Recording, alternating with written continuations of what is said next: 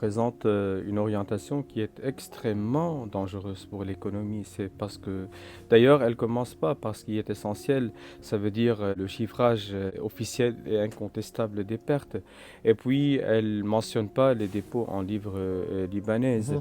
Et elle criminalise en grande partie les déposants qui ont converti, en respectant les circulaires de la BDL, leurs dépôts de la livre libanaise en dollars.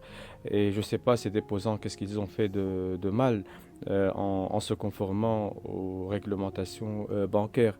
Et puis, elle répartit les pertes entre des petits déposants et des grands déposants au lieu que la répartition soit faite entre des responsables et des innocents. Et, euh, et voilà, au final, moi, je vois que cette approche, c'est une approche qui est très mauvaise et qui menace d'ailleurs la crédibilité de l'économie du Liban. Et aussi, elle menace la confiance en l'État et elle fait que le système bancaire soit incapable de bien jouer son rôle. Et ces conditions sont d'ailleurs indispensables pour avoir un redressement qu'on peut qualifier de durable. Si ce projet de loi sera voté sans modification structurelle, c'est normal qu'il va conduire à un problème de confiance. C'est parce qu'il consacre Mhm. vraiment une rupture entre l'État, les banques et les déposants. Et en l'absence d'une vérité complète concernant les pertes et les règles de responsabilisation, les déposants vont sentir que leurs droits peuvent être redéfinis d'une manière qui est unilatérale. Mhm. Et alors sur un autre plan aussi, le Liban est un État qui est historiquement marqué par le fait qu'il ne respecte pas ses engagements.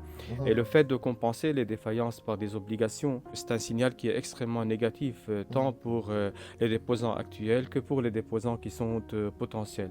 Dans ces conditions, on va voir que ni les déposants actuels, ni potentiels, ni les investisseurs peuvent accorder confiance au système. Mhm. Et ça va conduire en fin de compte à une économie qui est privée de confiance et un système bancaire qui est incapable de jouer son rôle et un multiplicateur de crédit qui est vraiment très bas. Et ça va faire un grand service à l'économie du cash et à l'informel. Et par suite, dans ce cadre, c'est un coût qui est direct à l'économie.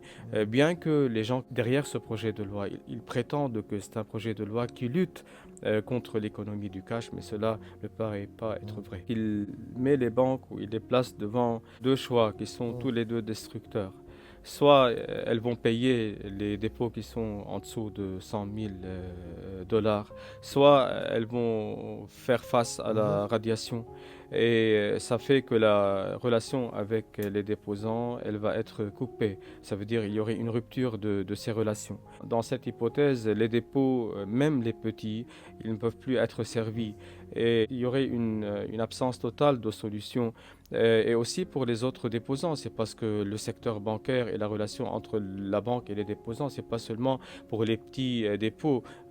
On a bien mentionné qu'on n'accepte pas cette classification de petits et de Entre grands. grands. On veut bien que ça soit entre responsables et innocents, Mhm. mais ça va faire que le système bancaire en tant que tel, il peut plus fonctionner. Il va montrer une déficience qui est globalisée. Et sans cette confiance globale, les banques, elles ne peuvent pas fonctionner. Et sans Mhm. les banques, on n'aurait pas un essor économique qui peut se faire dans le cadre des réglementations internationales. Et ça fait que dans ce cas, l'économie du cash sera bien alimentée et ça va faire fragiliser l'économie formelle et ça va priver le pays d'avoir un levier essentiel de croissance. On Mhm. revient au même point de départ que nous avons mentionné il y a quelques minutes. À mon sens, il fallait qu'il ne sorte pas du gouvernement. Pour le moment, je vois qu'il est un peu tard de le renvoyer parce que personnellement, j'ai des mauvais souvenirs avec la loi du Capital Control Mhm. qui a été renvoyée et après quoi on l'a complètement perdu d'une manière intentionnelle.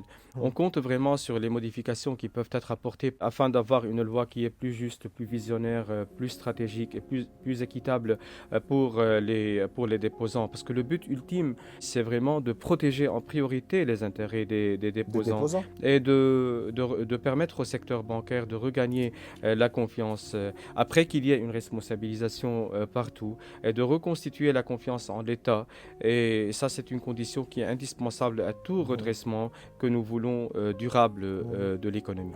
Il semble que le gouvernement a tout fait afin de pouvoir soumettre cette loi au Parlement avant la fin de l'année. C'est comme s'il y avait quelque chose qui a été décidé préalablement. Mais après la résistance qui a été vraiment suscitée contre le projet de loi, il y a des informations qui circulent et qui montrent que même le FMI est devenu réticent quant au contenu de ce projet de loi. Et pour moi, ce que nous avons à plusieurs reprises demandé, c'est qu'on n'ait pas la même expérience de l'ancien gouvernement et que les négociateurs avec le Fonds monétaire international fassent tout ce qu'ils peuvent afin que les spécificités du cas libanais, du Liban, de la crise du Liban, soient bien dévoilées dans le cadre des négociations. Et par suite, il ne faut pas qu'on se limite à la simple conformité aveugle aux demandes extérieures, quelles qu'elles soient. Aujourd'hui, il n'y a rien qui garantit les droits des déposants. Ils ne sont pas protégés si cette loi, sans modification, sera votée par le Parlement. Le texte, comme il a été transféré par le gouvernement, c'est un texte qui transfère l'essentiel du poids sur les banques et sur les déposants eux-mêmes. Et il laisse l'État vraiment exonéré de toute responsabilité vraie. Et en pratique, cela signifie que ce sont les déposants eux-mêmes qui vont tenir la responsabilité de leurs droits, que ce soit dans le cadre du non-paiement des banques ou dans le cas des radiations des banques.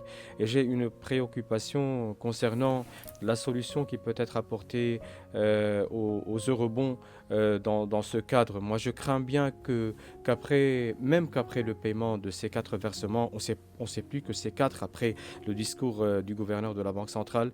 Je sais plus si cet argent qui va être déposé, il sera recollecté après dans le cadre des impôts et des taxes qui seront augmentés lorsque l'État il va décider de négocier avec les détenteurs des eurobonds. Et par suite, c'est pas seulement la crise bancaire qui sera portée par les Libanais et les vrais et par les dépositeurs, que ce soit aussi le cadre de toute la crise du Liban qui sera bien à la charge de ces personnes.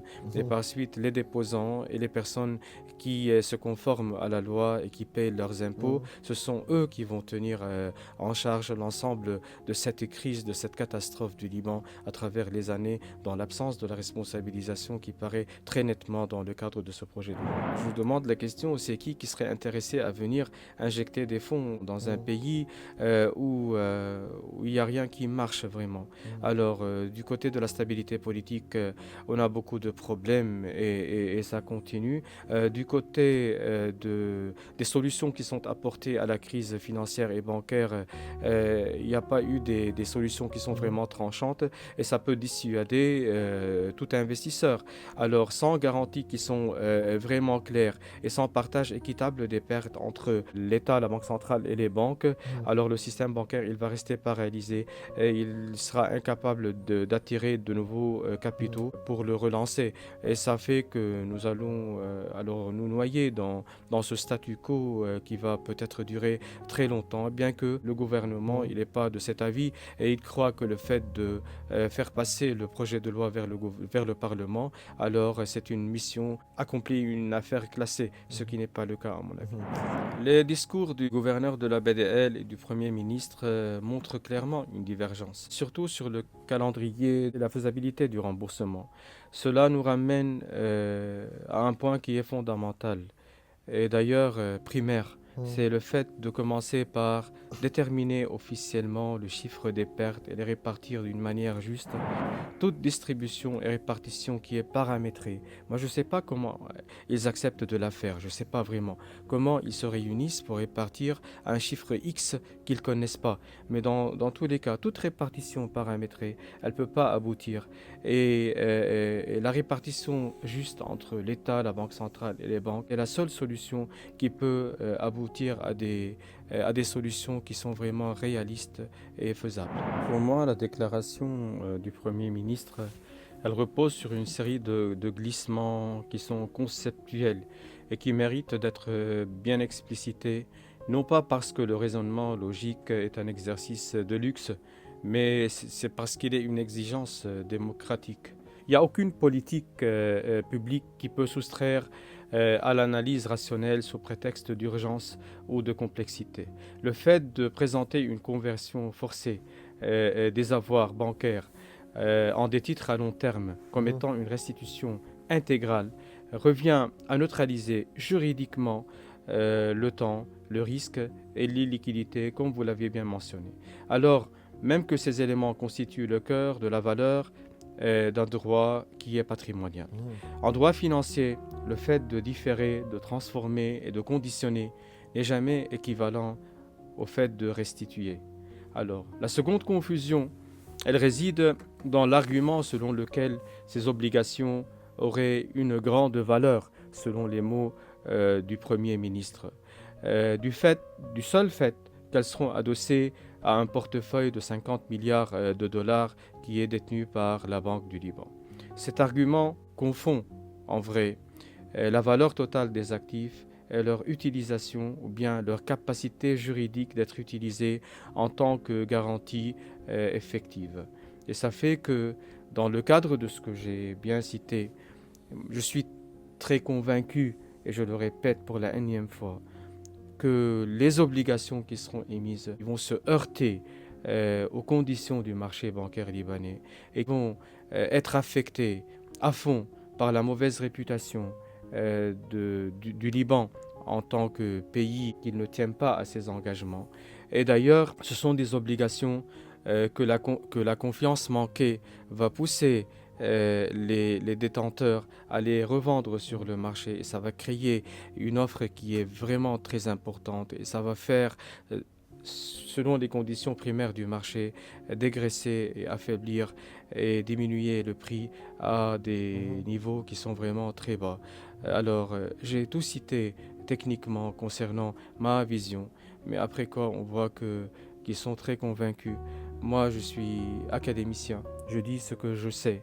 Et après, il y a le temps qui va ou bien affirmer ou bien infirmer mes préemptions.